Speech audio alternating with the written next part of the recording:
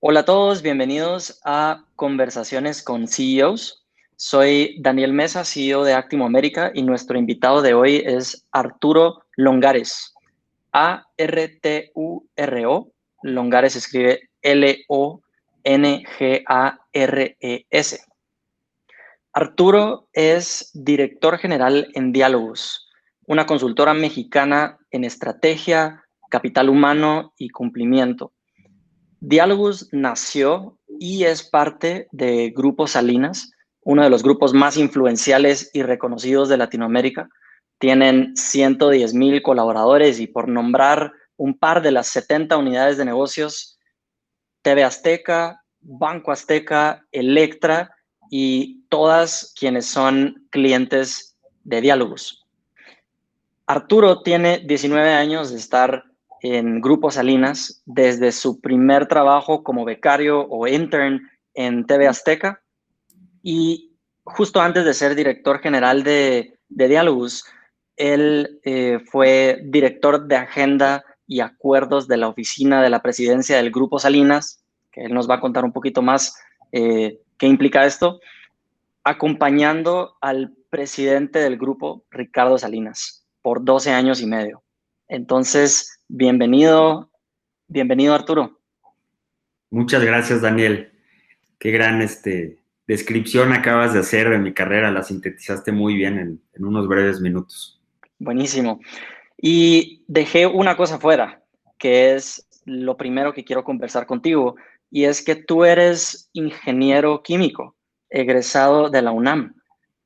Me encantaría que nos contaras un poquito de esa transición entre la química y tu carrera corporativa, y lo que hablábamos justo antes de comenzar, los caminos a los que te llevó la vida, en donde ahora tú estás en esta posición, en esta empresa. Sí, claro que sí. Pues fíjate que es muy interesante cómo creo que todas las personas nos hacen tomar decisiones muy complicadas en la vida entre los 18 y los 22 años, por así decirlo.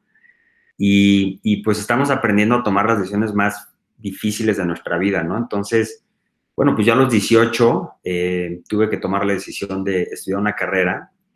Y pues para mí fue relativamente fácil escoger la ingeniería química porque en mi familia vemos alrededor de 13 ingenieros químicos.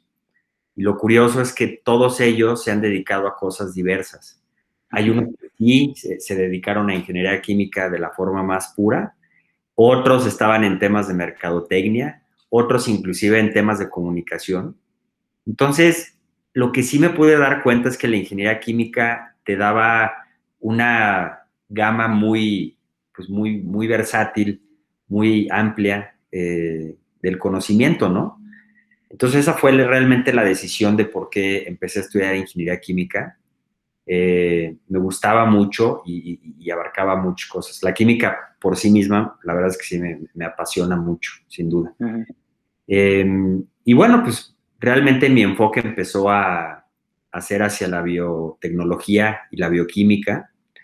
Y en la UNAM, en ese momento, en ese plan de estudios, no había mucho de biotecnología. Sin embargo, sí tenían también cursos de desempeño para irte al extranjero. Y pues si tenías buenas calificaciones podías aplicar a una beca, ¿no? Y así lo hicimos algunos amigos y yo. Y nos fuimos a la Universidad de California en Davis, donde tenían temas ya de biotecnología, ¿no? Ya veíamos reactores con bioreactores realmente y demás, ¿no? Pues total, ese fue como el gusto de por qué escoger la rama de la ingeniería química. Y bueno, al irme de intercambio, necesitábamos un programa de becarios para poder juntar parte del dinero que nos hacía falta para irnos. Y ahí fue donde busque. Bueno, pues había pocos programas de becario activos en ese momento en México. Había habido algunos que estaban en suspensión por fusiones de farmacéuticas, otros se daban en la provincia y no necesariamente en el Distrito Federal. Hubo uno que no logré quedar por un tema de horario, ¿no? Yo establecí mi horario en la mañana y ellos me querían en la tarde. En fin, entonces son de las decisiones que uno que tiene que tomar. Y pues me topé con que TV Azteca todavía no existía Grupo Salinas, TV Azteca tenía un plan de becarios.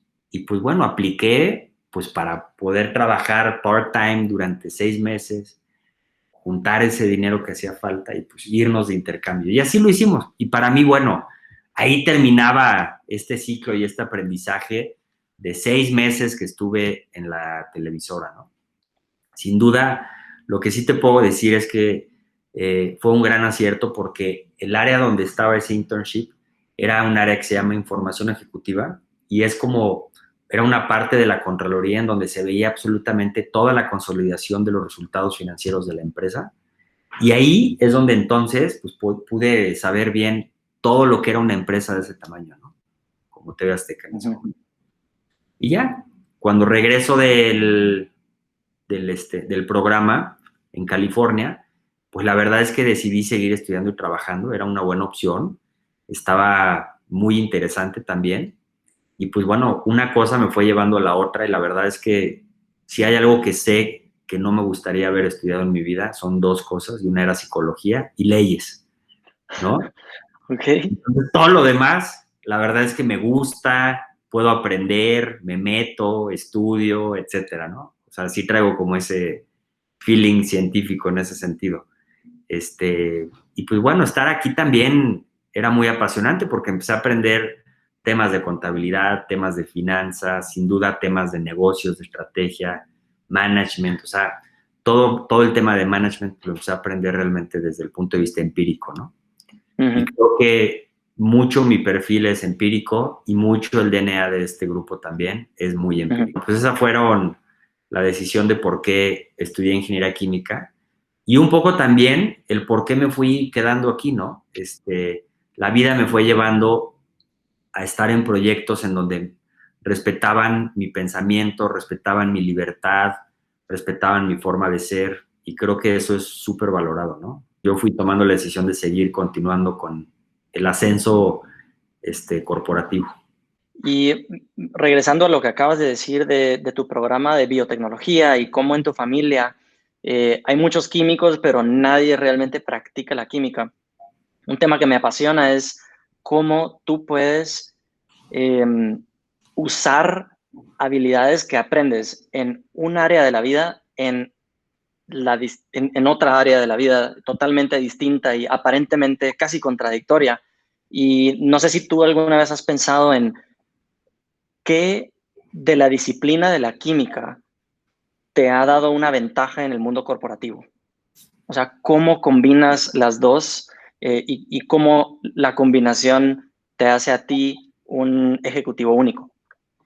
Bueno, sin duda, la carrera misma de ingeniería química te entrega un pensamiento desde lo más abstracto hasta lo más práctico. Porque cuando tú te vas a la química pura, pues realmente, pues tú nunca ves las moléculas, o sea, tú te tienes que estar imaginando cómo son esas moléculas al final del día. Es una cosa muy abstracta, ¿no? Y más ya cuando empiezas a hablar en términos de la química orgánica, por ejemplo, que son moléculas mucho más grandes y robustas y más complejas, ¿no?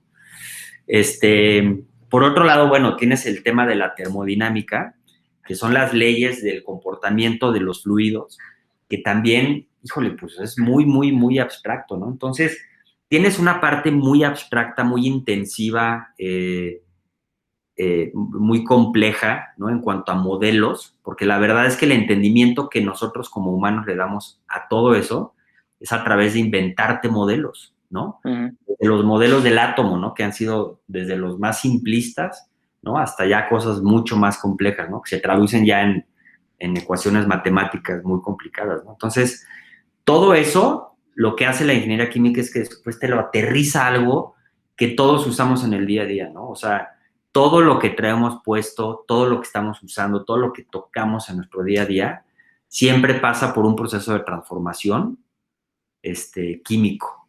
Todo, absolutamente, ¿no? Y eso la verdad es que también es lo que destaca al ingeniero químico de otras ingenierías, el proceso de la transformación química, ¿no?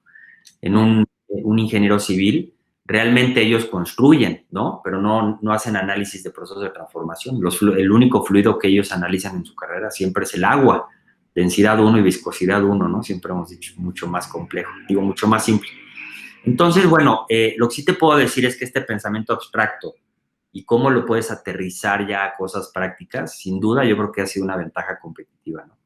Creo que sí mi carrera me entregó todas las herramientas desde el punto de vista racional, pero creo que me tengo que dar el mérito de que la observación que yo he tenido de poder tomar algo que corresponde a una rama completamente diferente y poderlo incorporar en una rama que pareciera, como bien dices, completamente ajena, ¿no? Y la verdad es que no lo son.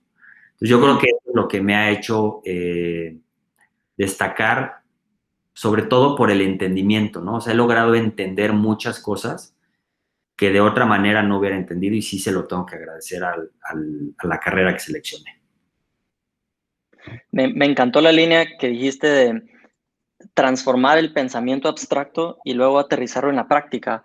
Y me atrevería a decir que eso te hace tan bueno en consultoría, porque usualmente yo estudié economía y administración de empresas y es muy difícil discernir entre esto es teoría, esto es práctica, porque todos asumen que todo es práctica, pero no es la realidad.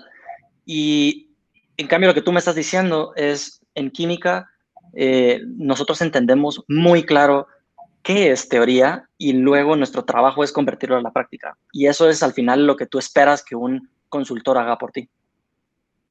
Sí, sin duda. Sin duda, yo creo que hablamos como del pensamiento que alguien puede traer o un grupo de personas puede estar teniendo, y la otra es si ese pensamiento verdaderamente se puede manifestar en el día a día, ¿no? Y creo que a veces lo complicado es encontrar inclusive esas manifestaciones, ¿no? Cuando se estructuró la tabla periódica, que fue Mendeleev quien tuvo la genialidad, ¿no? En un chispazo ahí a medianoche se despierta y empezó a acomodar los elementos y llegó a la estructura que hoy en día conocemos de la tabla periódica. Había huecos de elementos que simplemente no eran conocidos por nosotros, ¿no? Entonces yo creo que a veces pasa lo mismo. O sea, lo que cada individuo o a veces áreas o organizaciones traen en la cabeza, o sea, las personas, eso es una cosa y la verdad es que siempre lo queremos ver manifestado de alguna manera en la realidad y el chiste es encontrar cómo, ¿no? A veces puede ser que ya esté ahí manifestado, pero no sabemos cómo identificarlo, ¿no? O puede ser que ni siquiera exista, ¿no? En ese sentido.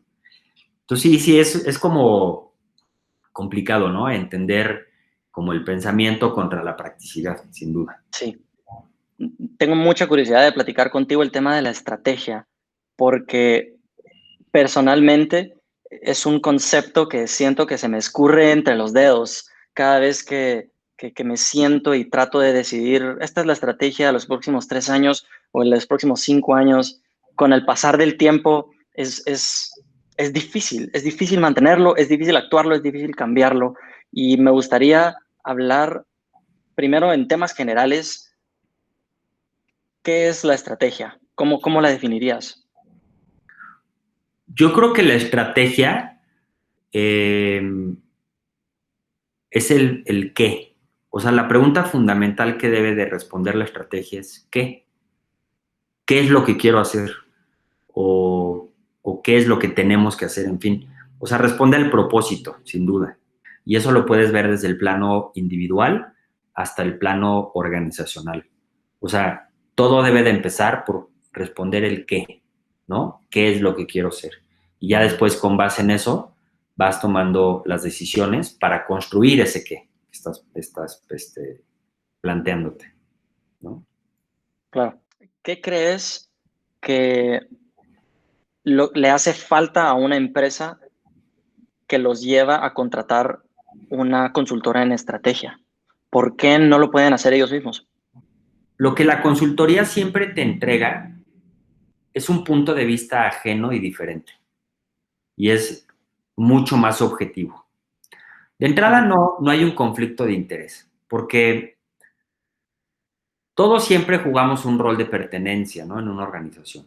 Entonces, pues debemos de cuidar las formas, porque eso puede poner en riesgo o nuestra posición o a la propia empresa y demás. Entonces, cuando llega un tercero, tiene la oportunidad de poder señalarte de una forma contundente y directa y clara qué es lo que está viendo, ¿no? Mm. Ahora sí que sin temor, porque de hecho para eso le pagas. O sea, de hecho, si contratas un consultor que no es transparente, directo, contundente, híjole, yo diría, mejor no lo contrates. O sea, es como ir al doctor y que el doctor te esté adulando para que tú te sientas bien. Pues no, tú quieres que el doctor te diga la verdad y que te dé el mejor,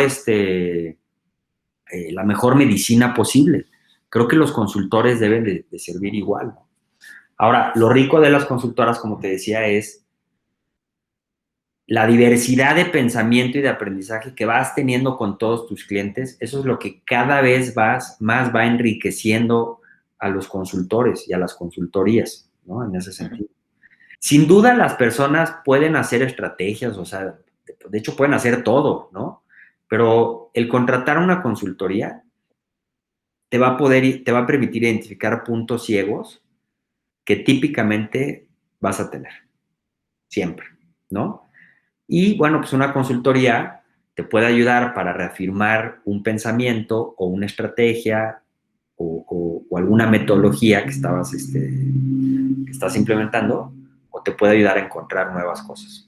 Entonces, ahora sí que por donde la veas, porque luego existe esa sensación de que contratan a los consultores y pues como que no me dijeron nada nuevo. Bueno, pues en parte yo también digo, qué bueno que pudiste reafirmar por parte de un tercero que efectivamente ibas por buen camino, ¿no? O que Exacto. no te dolía nada. Sí, Pero típicamente también ahí es donde eh, también es cómo es vista la consultoría, ¿no? Y ahí yo creo que tendríamos que hablar de regiones. O sea, hablando ya de culturas, ¿no? En Latinoamérica, pues qué tan preventivos somos contra qué tan reactivos somos, ¿no? Y parecería que las consultoras hay que contratarlas cuando ya tenemos un problema, ¿no? O queremos hacer un cambio, no necesariamente por algo preventivo, o proactivo, ¿no? A veces como que siempre lo hacemos más de una manera reactiva. claro, entiendo. Ahora la mayoría de los clientes de Diálogos son dentro del grupo Salinas o es o externo, porque entiendo que comenzó siendo 100% interno y Sí, luego se abrieron, ¿verdad? sí, tenemos, al día de hoy la cartera de clientes está 70% interna, 30% externa, y justamente es parte de nuestras propias estrategias como consultoría, empezar a cada vez más tener clientes externos, de manera que vayamos de ahí a un 40, a un 50 y eventualmente, bueno, tengamos más clientes externos que internos, ¿no? Sí, Tanto en número como en ingresos, ¿no? Por decirlo, creo que ambas hay que también manejarlas, ¿no? Sin duda, Grupo Salinas es un gran cliente interno, porque como bien decías en tu bienvenida, pues sí, somos 100,000 empleados, entonces la verdad es que tenemos de todos los negocios, desde la banca, telecomunicaciones, la televisión, retail, etcétera, ¿no? Muchos negocios, y eso nos ha permitido poder plantearnos metodologías, implementarlas aquí, probar su éxito y entonces ya poder salir al mercado con una metodología específica, ¿no? sí. Eso es lo que sí ha sido muy interesante, que yo siempre lo he denominado, otra vez con mi sesgo científico, como una gran caja de Petri, ¿no? En la que tú puedes hacer ciertos experimentos controlados y luego podemos salir a promoverlos, ¿no? Hacia afuera. Entonces, sí, sin duda, empezamos como algunos otros negocios también del grupo, sirviendo solamente a los negocios del grupo, pero la verdad es que nos da para tener la escala y poder ofrecer consultoría a empresas de fuera, de todos los tamaños. La verdad me parece un modelo brillante porque es, es bueno para todos. Para el Grupo Salinas logran exponerse a, a prácticas, a las mejores prácticas del mundo, también, pero más importante aún, tienen a un tercero que se encarga de que lo que mejor funcione dentro del Grupo Salinas se comparta con nosotros. Son como el conejillo de Indias para todo lo que funciona y para todo lo que no funciona, pues se descarta rápido. Me parece Claro. brillante. Y para tus clientes externos es increíble porque, o sea, es indudable el éxito de Grupo Salinas. Eh, Jamás necesitaría una introducción en México. Eh, Internacionalmente todos lo conocemos. Y quién no quisiera saber what are they doing right. Entonces, me parece una idea excelente y ya tienen 7 años de estar practicando. Entonces, claramente hay valor ahí. Entonces, felicitaciones. Muchas gracias. Gracias, Daniel. También me enteré que ustedes fueron los líderes del movimiento para migrar a home office, a work from home dentro del grupo. Y te quería preguntar qué retos encontraste, porque no me suena nada fácil una empresa de 110,000 personas considerar home office. Me suena imposible. Cuéntame esa experiencia. Sí, nosotros en Diálogos tomamos la decisión de hacer home office y lo hicimos también con la idea de poder aprender y poder estructurar algo, ¿no? Encontrar conocimiento valioso para después dárselo a posibles clientes, ¿no? Y claramente, bueno, pues siempre nuestros primeros clientes pues van a ser nuestras empresas hermanas en grupo, ¿no? Entonces, en Diálogos, ¿qué hicimos? Bueno, pues la pandemia la verdad es que nos obligó pues a llevarnos al extremo, obviamente, y sí aplicamos el home office puro, por así decirlo, ¿no? Toda la gente estaba en su casa. Claramente, bueno, lo que todo el mundo ya sabe, ¿no? O sea, los retos tecnológicos con los que te tienes que enfrentar, Sí. que tuviera un buen internet en las casas de los empleados, que tuvieran un espacio acorde a poder tener las videollamadas, eran como de las cosas que tratamos de prever, ¿no? Pero por muy previsor que seas, siempre va a haber cosas que nunca vas a ver y que son las que aprendes ya en la ejecución. Y sí te puedo decir que uno de los grandes aprendizajes fue que el home office, pues también lo tienes que hacer en función de la dinámica del individuo en su casa, ¿no? O sea, no es lo mismo alguien soltero que viva solo a alguien soltero que todavía pueda vivir con sus papás o alguien que viva con su pareja que también esté haciendo home office y que viva en un espacio pequeño, a alguien que inclusive tiene hijos. O sea, las dinámicas de la casa en ese momento ya se vuelven relevantes, ¿no? Y van a impactar a la productividad del empleado en ese sentido, ¿no? Entonces, tuvimos que ser muy observadores y tratar de entender cuáles eran las diferentes dinámicas que en Diálogos teníamos y con base en eso encontrar como la mejor opción.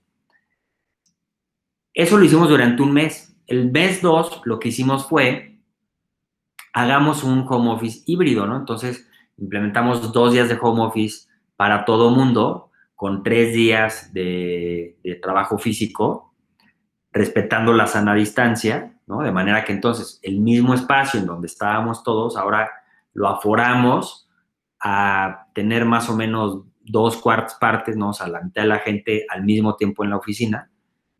Entonces ya al hacer el home office híbrido, de 2 días de casa contra 3 días de la oficina, pues nos dimos cuenta también que tienes un aprovechamiento del espacio increíble, ¿no? Y no solo lo empezamos a ver nosotros, sino en artículos que íbamos leyendo de otras grandes consultoras a nivel mundial, era clarísimo que lo que se venía es que iba a haber y está habiendo una disrupción en el sector inmobiliario corporativo. Porque entonces, ¿sí? Te das cuenta que si tienes un buen método, tienes claridad de los objetivos que les vas poniendo a tus empleados en función del trabajo que tienen que desarrollar, le das las herramientas tecnológicas para que puedan desarrollar su trabajo y las herramientas para poder supervisar que estén llegando a sus objetivos, entonces te das cuenta que no requieres de todos los metros cuadrados que típicamente utilizabas, ¿no? Y para mí, uno de los grandes aprendizajes alrededor de esto fue que ratifica que las generaciones ya más jóvenes, ahora sí vas a poder acelerar este choque cultural que se tenía con los corporativos anteriores, en donde el arraigo del empleado te lo daba el espacio físico, ¿no? O sea, antes te decían, tienes tu escritorio pon tu taza, pon tu foto, pon todas tus cosas, casi, casi coloniza tú ese pedazo porque es lo que te va a dar certeza de que tú estás trabajando en esa empresa, ¿no? Sí, Y pareciera que también los jefes, ¿no? Los supervisores, o no nos gusta decirles jefes en Grupo Salinas, sino más bien formadores, los formadores se dan cuenta de que, pues, como veo ahí al individuo, aunque no sé qué esté viendo en la pantalla, yo supongo que está ahí trabajando, ¿no? Entonces, bueno, ahí se rompe este paradigma del arraigo al espacio físico y más bien el arraigo tiene que ser al trabajo mismo, a la experiencia misma que te entrega. Y una experiencia híbrida de home office, sin duda, es mucho más benéfica para los individuos porque puedes hacer ejercicio, gastas menos dinero en traslados, te alimentas mejor, puedes tener espacios con tus familiares, etcétera, ¿no? Conlleva otros retos, sin duda, para ellos como individuos, pero, pero quien quiere le va a ir encontrando el beneficio y así ha pasado. sí. Entonces ahora en Grupo Salinas ha sido magnífico, que también ya se está haciendo un gran proyecto para que precisamente se pueda tener este espacio de colaboración diferente. ¿Y cómo ves el impacto en la productividad? ¿Qué han visto? Mira, el impacto en la productividad, hablando por parte de Diálogos, la verdad es que se mantuvo o hasta mejoró ligeramente. Como te decía, creo que todo o sea, radica en haber hecho con método, ¿no? O sea, con método y con disciplina. O sea, nos tuvimos que volver más disciplinados en ciertas cosas y tuvimos que tener un método muy específico en donde nosotros nos manejamos por proyectos con objetivos claros en función de los resultados que se tienen que tener, ¿no? La verdad es que ya hay empresas, y hablando de Latinoamérica, eso es lo que se va a transformar mucho en las dinámicas corporativas latinoamericanas, pero ya hay empresas en otras partes del mundo que ya trabajaban de esa manera, Sí, ¿no?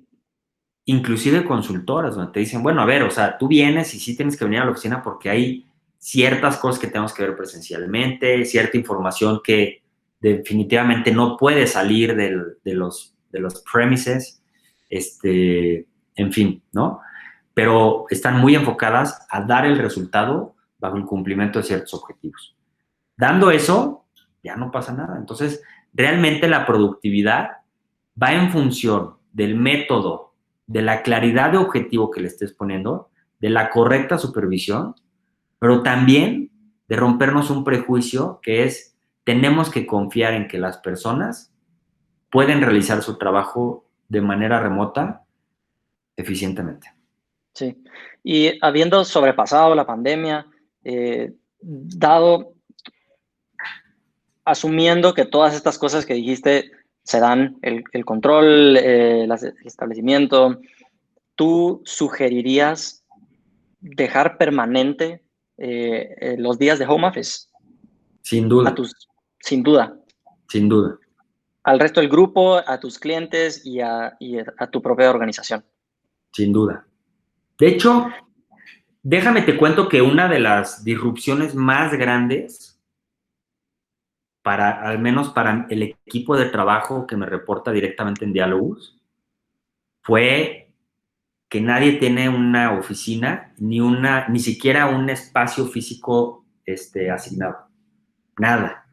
Entonces, imagínate, pues ya los directores de las divisiones de estrategia y capital humano, más los otros de apoyo que estamos teniendo, que tengo, pues sí es difícil venir de un mundo corporativo en una empresa tan grande en donde, bueno, pues tienes un espacio físico, una oficina, o sea, otra vez es como arraigo al espacio físico, en donde ya no, o sea, ya no necesitamos ese espacio físico. Entonces, más bien, hemos dividido los espacios en función de las necesidades. Hemos dividido espacios que yo les llamo tipo biblioteca, en donde simplemente ahí te puedes meter y tener un espacio de construcción, de pensamiento, en donde estás tú revisando algún documento o creando algún documento, ¿no? Es un espacio en donde nadie te puede molestar, porque es eso, ¿no? En una biblioteca creo que es universal, ¿no? Nadie se pone a hablar, nadie se pone a hacer llamadas en una biblioteca, ¿no? tener espacios colaborativos abiertos en donde puedas hablar, ahí sí se puedan hacer ideas, o sea, se puedan verbalizar cosas, ya puede haber más ruido, por decirlo de alguna manera, ¿no? Y después espacios para juntas de diversos tamaños, ¿no? O sea, afortunadamente aquí en el grupo hay grandes espacios de colaboración en donde puedes tener salas de juntas para 2 personas o hasta 30 personas. Entonces, ¿para qué realmente requieres una oficina? Si quisieras hablar uno a uno con una sola persona, bueno, pues te vas a alguno de los booths para 2 personas, ¿no? Si necesitas una llamada en privado que tienes que hacer, te vas a un booth de llamadas telefónicas que también tenemos. Entonces, hemos adecuado los espacios de manera que los ocupes en función de tus necesidades del momento. Sí.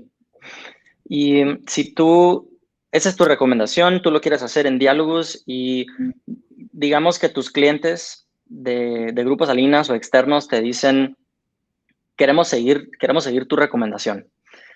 ¿Cómo tú crees que sí es realista que el grupo entero haga este cambio en los espacios de trabajo o lo ves más como lo que platicábamos antes, algo que en teoría es excelente, pero en la práctica tomarían 5 años? ¿Cuál ha sido tu experiencia con esos cambios tan radicales? Para que un cambio en una organización se pueda dar, tiene que venir desde arriba, sin duda. Y ya hay un convencimiento del beneficio que puede tener el home office con 2 días a la semana, claramente con método, con la correcta puesta de tecnología, cuidando la seguridad de la información, sin duda, ¿no? Que yo creo que esa es de las cosas también que más, pues más miedo puede dar, ¿no? Siempre, siempre. Pero creo que nosotros vamos bastante adelantados en romper esos prejuicios, porque por darte algún ejemplo, o sea, nosotros mucha de la información core ya vive en la nube, ¿no? O sea, nos hemos dado cuenta que hay mucha información que la puedes tener en la nube y opera ya de forma segura, de forma eficiente, de forma rápida, ¿no? Entonces, nosotros no tenemos tanto ese problema, es lo que yo estoy viendo. Y la verdad es que aquí hay una capacidad de ejecución endemoniada y yo te puedo apostar que para el 2021 ya va a ser una realidad y debería de ser un caso de éxito que se podría con bombo y platillo, ahora sí que cantar a los 4 vientos, de que una empresa de este tamaño en menos de un año ha dado un vuelco y un giro vertiginoso a esquemas de colaboración diferentes. Déjame decirte algo, todo empieza, sí, por la cabeza, pero todo esto involucra un cambio cultural, ¿no? Entonces, sí necesitas empezar a tener ciertos aspectos de cultura para que puedas también adoptar un cambio de esa naturaleza, ¿no? Seguramente en el camino nos vamos a enfrentar con pues ciertos obstáculos y barreras culturales que probablemente venimos arrastrando desde hace mucho tiempo.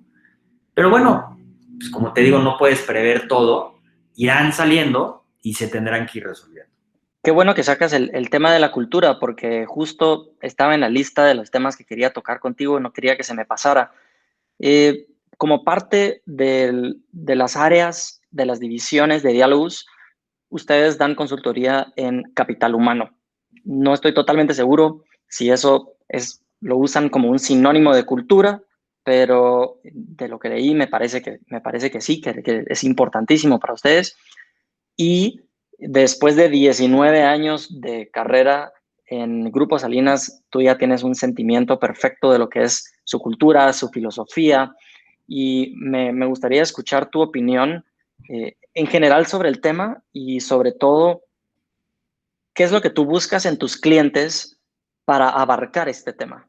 Realmente para nosotros Capital Humanos va más hacia el tema de la formación de la gente, como becarios, como también temas de coaching.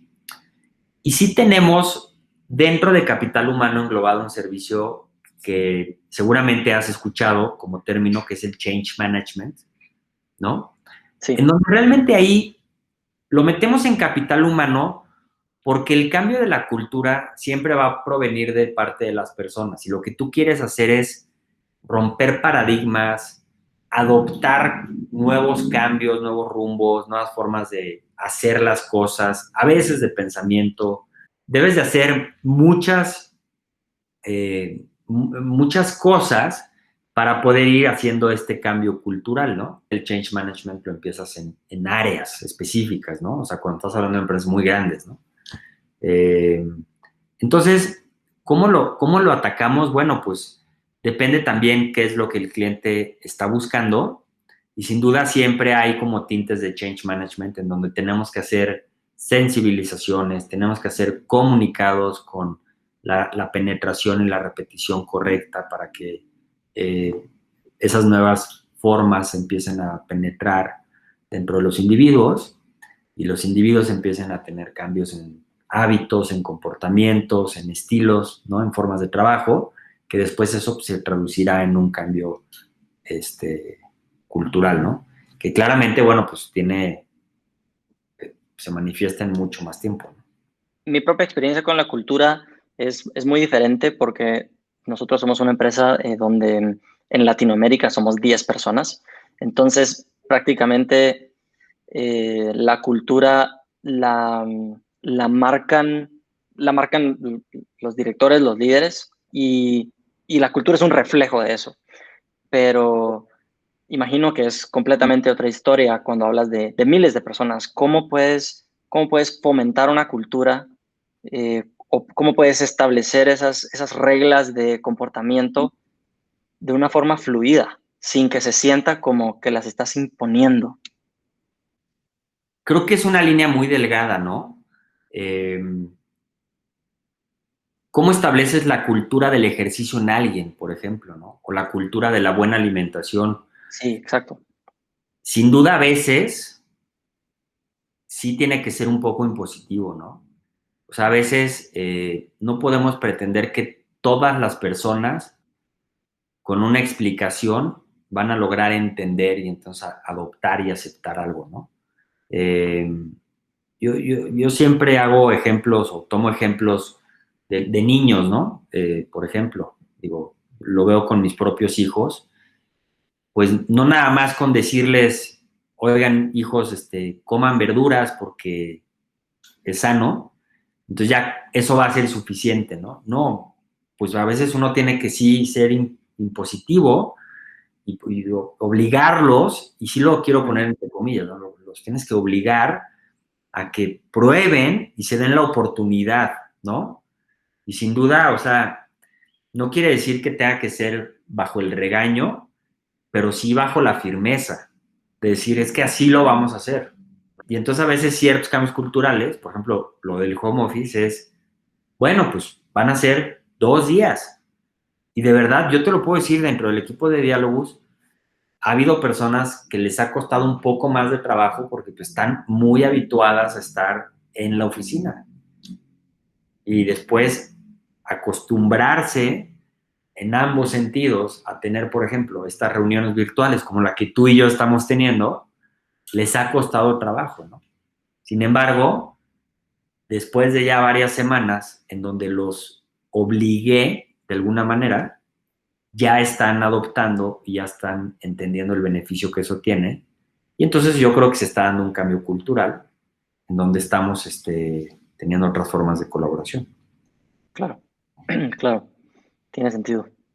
Antes de que pasemos a la última sección de preguntas, que son las preguntas que yo hago con todos mis invitados, ¿hay algo que quieras mencionar sobre la metodología de diálogos donde no tocamos ese tema? ¿Alguna pregunta que te hubiera gustado que yo te hiciera sobre la metodología de diálogos? Y más que haber hecho una pregunta, sí me gustaría como no dejar de decir lo siguiente, ¿no? Yo te mencionaba que la cultura es transversal, porque lo puedes ver desde la estrategia, se ve obviamente en tema del capital humano, y en la parte de cumplimiento, que no me gusta decirlo así, pero sería como la traducción del compliance, ¿no? Uh-huh. Pero cumplimiento realmente no es la traducción literal de compliance. Pues también hay temas de cultura importantísimos ahí, ¿no? Y también los delineamos y también son parte de lo mismo, ¿no? Creo que por último lo que te diría es que las 3 divisiones de diálogos sirven a poder responder a las preguntas más básicas que toda organización o individuo se puede hacer, que es el qué, el quién y el cómo. El qué es la estrategia, como lo mencionamos. El quién, bueno, pues capital humano, definitivamente. Y los cómo te los da el cumplimiento. Resumiendo, Diálogos responde a las preguntas más básicas, porque a veces ahí es donde nos perdemos. Y creo que es donde mejor podemos ayudar a las empresas, a tener claridad, a saber qué quieren hacer, ¿no?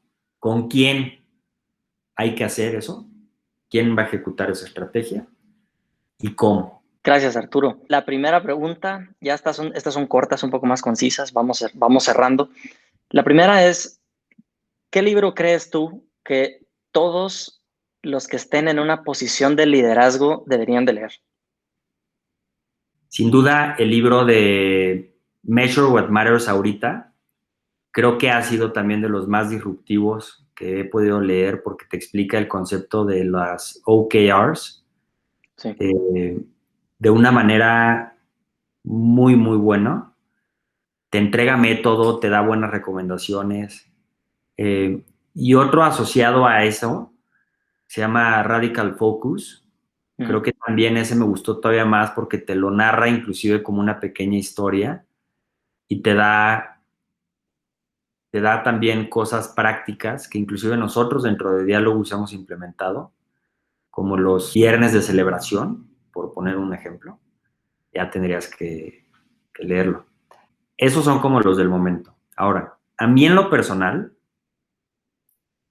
el libro de Nuestra Señora de París, de Víctor Hugo, a mí es, yo creo que de los que más me gusta, y especialmente porque hay una parte en la que Víctor Hugo describe la catedral de Nuestra Señora de París, describe la fachada con una minuciosidad y obviamente una grandeza inigualable, ¿no? Y a mí esa parte, bueno, se me ha hecho siempre increíble, ¿no? Por parte de Víctor Hugo. Ese para mí es como la pieza literaria que más cercana tengo, ¿no? Por decirlo. Buenísimo, lo voy a leer, de verdad me intrigaste con la descripción de la catedral, eso es justo el tipo de lectura que he estado buscando. Y Measure What Matters también, buenísimo. Para serte sincero, llevo como el 80%, no lo he terminado. Nosotros en Actimo usamos OKRs y ha sido un arte más que una ciencia implementarlo a nuestra manera, pero ese libro nos guió mucho. Sin duda. Digo, yo sé que ahorita a mí me toca responder, pero como buen consultor también tengo que hacer Sí, preguntas. dime. O sea, ¿los OKRs los están usando desde la matriz? ¿A qué te refieres con desde la matriz? Sí, porque tú como en Actimo Latinoamérica los están utilizando, pero Desde headquarters, sí, desde casa matriz. Ah, ok. Yo pensé que te estabas refiriendo a alguna matriz que no había leído en ya, el libro. Y yo, no, wow, no. me cachó, no lo he leído. Sí, No, sí, sí. no, Oye, sí. ¿cómo? ¿No te sabes la matriz de Measure What Matters? Ah, Ah, buena. No, ¿no? sí, desde casa matriz ellos usan OKRs. Ok. En realidad fue pura coincidencia. Nosotros lo implementamos más o menos al mismo tiempo que lo implementaron ellos por partes separadas. Ah, Entonces lo manejamos muy diferente. o sea, por ejemplo, no fue una recomendación, ni mucho menos una Correcto, imposición de los headquarters hacia las diferentes exacto. regiones. Sí, es correcto, correcto. Inter- Pero fue importante porque para nosotros la operación cambia muy rápido y no tendría mucho sentido tener OKRs a plazos muy largos. Y nosotros usamos OKRs mensuales a nivel de empresa y a nivel de unidades de trabajo. Y intentamos hacerlo trimestrales, pero se vuelve demasiado. ah, no puedes predecir de aquí a 3 meses cuáles son tus OKRs. Entonces, eso nos tocó aprenderlos por nuestra cuenta. Bueno, luego tengamos otro meet para platicar. Perfecto. Está muy interesante. Y bueno, sí te recomiendo que leas el de Radical Focus porque para grupos pequeños, hay insights muy buenos. Me parece. Muy Buenísimo, buenos. gracias. ¿Qué consejo le darías tú a una persona que esté persiguiendo una carrera en consultoría o también puede ser persiguiendo una carrera como un ejecutivo de un grupo como Grupo Salinas? Sin duda la perseverancia. No hay, no hay crecimiento ni hay éxito comprado, ¿no? O sin esfuerzo, la verdad. O sea, creo que eso es como ley de la vida. Eso por un lado. Y por otro lado, tienes que hacer cosas que te gusten. Si no te gusta, tienes que, ahora sí que shift rápidamente, porque la vida sí pasa muy rápido. Y creo que mientras más van pasando los años, más siente uno que pasan de manera vertiginosa. Y hay que hacer cosas que te gusten, que te apasionen. Y si llega un punto en el cual eso ya no lo estás sintiendo, definitivamente debes de hacer un alto en el camino y hacer un replanteamiento y tomar el rumbo correcto. Creo que es eso. O sea, tenemos que estar apasionados por lo que estamos haciendo. Y se vale darte de topes y decir, chin, pues igual y este no era el mejor camino. Pues bueno, ese fue uno de mis aprendizajes, ¿no? Entonces uno toma una decisión y sin duda, si yo no hubiera encontrado también este aprendizaje y pasión y este terreno fértil, como te decía, en donde fui y he sido libre en pensamiento, libre en gestión, todo por claramente asociado a ser responsable, maduro, comprometido y demás. Si yo no hubiera encontrado eso, seguramente el camino que yo hubiera tomado hubiera sido más hacia la biotecnología o probablemente algo más de biología o así. Pero no necesariamente siendo el ingeniero químico puro como a mí me lo enseñaron en la carrera. Y por último, cómo pueden encontrarte las personas que estén interesadas en hablar contigo, en hablar con Dialogus? ¿Estás en las redes? ¿Cuál sería la mejor? Bueno, sin duda el correo electrónico, la verdad, siempre va a ser lo más directo, ¿no? Que sería alongares@dialogus.com.mx y me pueden encontrar con mi nombre completo en LinkedIn y ahí, cualquiera de esas dos, ahí estamos siempre muy presentes. Perfecto. Bueno, pues muchísimas gracias por la conversación, Arturo, por contarnos de los inicios de tu carrera, de lo que te apasiona, de Dialogus. Estuvo excelente y espero que nos sentemos otra vez próximamente en el futuro. Claro que sí, así será.